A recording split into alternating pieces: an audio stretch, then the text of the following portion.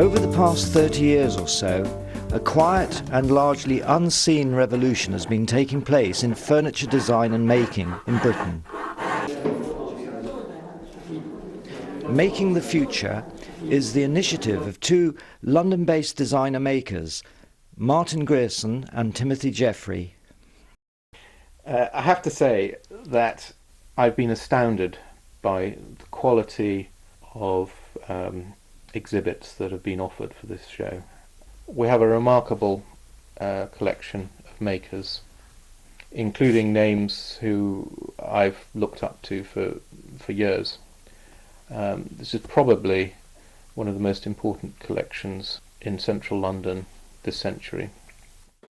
There is some amazing work. There's so much quality, creativity, joy, love, passion. It's a fantastic representation of what is going on in the field today. I just wish that we could make more people aware of it. We're in a situation where furniture makers, small workshop furniture makers, the designer maker world, leads the world in Britain. We're doing extraordinary work, small workshops making fabulous furniture, and we have very little recognition in the terms of state support. We've done it entirely by the sweat of our own brows and our own nous and knowledge and inspiration. Someone who's been an inspirational leader in this craft is Alan Peters, who apprenticed to Edward Barnsley and carried forward the most important British furniture craft tradition, the arts and crafts movement, pioneered by William Morris in the late 19th century. A tribute to Alan Peters is included in this exhibition, together with the showing of a documentary film I made about him in 2009 called The Maker's Maker. As one can see from this, it is an incredible piece of wood. It has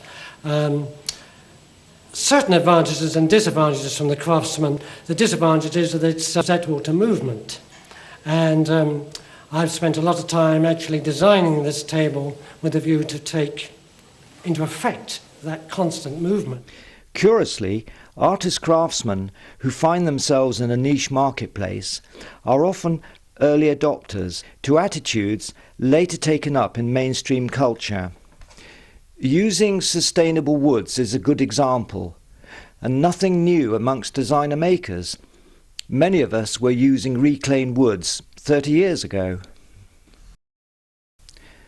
Not only is this a largely unseen craft, but the hours of work that go into making an exquisite individual piece is colossal, even after the timber has been sourced and the boards selected. Just getting the kind of finish we now take for granted on a motorcar body can take almost as long as making the piece. Commissioning a special piece is a highly rewarding experience and is not like going into a shop and buying something off the shelf. In the past, patronage for craftsmanship often came from the church or royalty. Today, furniture is more widely accessible, and patronage is a word not often used, but is still vital for the survival of this very important cultural heritage. If one piece, however small, is commissioned every 5 years, it gives lasting joy for the owner and is something valuable to hand down to future generations.